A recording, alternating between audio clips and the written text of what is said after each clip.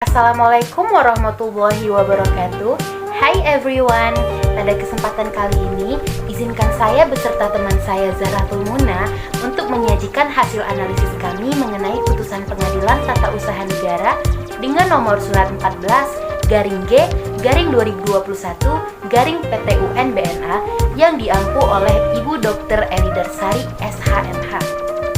Pada pembahasan ini, kami akan fokus pada bagaimana kronologi kasus, kemudian objek dan subjek dari perkara kasus ini, apa kompetensi pengadilan terhadap kasus ini, dan kapan sih masa daluarsa gugatan tersebut. Selain itu, alat bukti apa saja yang diajukan, serta bagaimana sikap pengadilan untuk memberikan putusan dalam mengadili kasus ini. Baiklah, langsung saja kita masuk pada kronologisnya. Kasus ini bermula pada tahun 2021, di mana seorang wanita yang tinggal di sebuah daerah di kota Banda Aceh mengajukan gugatan ke Pengadilan Tata Usaha Negara Banda Aceh terhadap mantan suaminya yang dimana duduk perkara kasus ini adalah sengketa kepemilikan tanah hibah yang secara lisan merupakan tanah hibah milik almarhumah ibu penggugat yang kemudian diwariskan kepada penggugat. Dahulunya, ibu penggugat selaku pemilik tanah hibah sebelum menikah telah meminta izin kepada ibunya untuk membangun sebuah rumah kediaman di atas tanah nenek penggugat. Yang kemudian pada tahun 1991 tanah tersebut telah dihibahkan kepada ibu penggugat yang dimana penyerahan hibah tersebut dilakukan dengan surat di bawah tangan. Pada tahun 1989, penggugat menikah siri dengan tergugat, kemudian tinggal bersama dengan ibu penggugat. Akan tetapi, tanah milik ibu penggugat dipinjam dan dipakai oleh penggugat untuk dibuat sebuah rumah, di mana penggugat tinggal bersama anak dan suaminya. Adapun kasus ini bermula pada saat tergugat atau mantan suami diketahui ingin menjual tanah tersebut setelah kedua orang tua penggugat selaku pemilik tanah tersebut meninggal dunia pada tahun 2019. Tidak lama setelah itu, tergugat ternyata menjual tanah tersebut tanpa sepengetahuan penggugat, dikarenakan telah pisah rumah sejak tahun 2009, kemudian bercerai pada tahun 2015. Penggugat yang tidak tahu bahwa tergugat telah mempunyai sertifikat tanah, terkejut karena selama ini tanpa sepengetahuan penggugat telah terbit sertifikat hak milik atas nama tergugat yang diterbitkan pada tahun 2001. Adapun yang menjadi subjek dalam permasalahan sengketa ini ada penggugat, yakni pemilik tanah waris yang berinisial A, kemudian tergugat, yakni Kepala Kantor Pertanahan Kota Banda Aceh, kemudian ada tergugat dua intervensi, yakni mantan suami yang berinisial MA. Kemudian yang menjadi objek pada permasalahan sengketa ini ada sertifikat hak milik nomor 395/2001 tanggal 1 bulan 5 2001 dengan luas 223 meter persegi. Kompetensi pengadilan.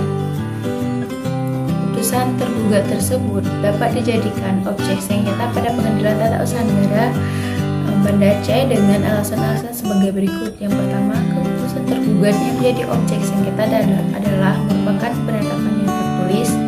Yang kedua, putusan tergugat yang menjadi objek sengketa sebagai penetapan tertulis, jelas maksud, hal, dan isinya. Keputusan tergugat yang menjadi objek sengketa tersebut jelas dikeluarkan oleh Kepala Kantor Pertanahan Kota Banda Aceh selaku badan atau pejabat tata usaha negara yang menyelenggarakan urusan pemerintahan. Yang keempat, keputusan tergugat yang menjadi objek sengketa tersebut jelas berisi tindakan hukum tata usaha negara, artinya merupakan keputusan tata usaha negara sebagaimana dimaksud dalam pasal 2 dan pasal 49 Undang-Undang Peradilan Tata Usaha Negara. Keputusan tergugat yang menjadi objek sengketa jelas bersifat konkret, individual, dan final.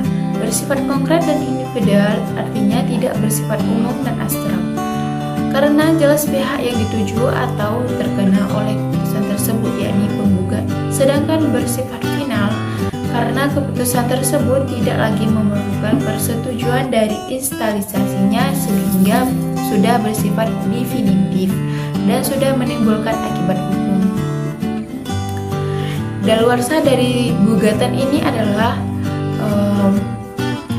ditafsirkan dihitung 90 hari sejak berakhirnya batas penyelesaian keberatan secara tertulis terhadap objek sengketa akuo yang diterima oleh staf kantor pertahanan Kota Banda Aceh, yaitu pada tanggal 25 Maret 2021. Dengan demikian, pengajuan gugatan ini masih belum melampaui waktu 90 hari sejak berakhirnya batas penyelesaian keberatan secara tertulis terhadap objek sengketa akuo tanggal 25 Maret 2021, yaitu katun yang dikeluarkan 1 Mei tahun 2001 dan katun diketahui oleh penggugat Desember 2020, digugat ke petun 6 Mei 2021, telah terpakai 42 hari, tersita 48 hari.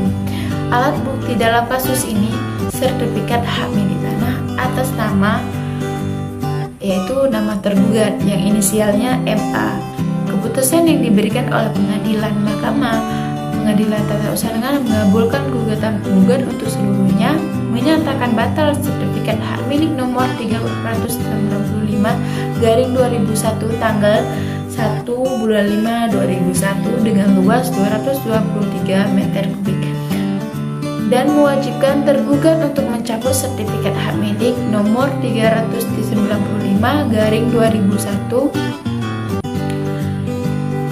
tanggal 1 bulan 5 2001 dengan luas 223 meter, menghukum tergugat untuk membayar biaya perkara dalam kasus ini. Demikianlah hasil dari pemaparan materi kami terhadap analisis putusan Pengadilan Tata Usaha Negara dalam rangka untuk memenuhi tugas ujian akhir pada mata kuliah Hukum Acara Peradilan Tata Usaha Negara. Sekian yang dapat kami sampaikan. Mohon maaf apabila ada kekeliruan pada pemaparan materi ini. Kami pamit undur diri. Wabillahi taufik wal hidayah. Assalamualaikum warahmatullahi wabarakatuh.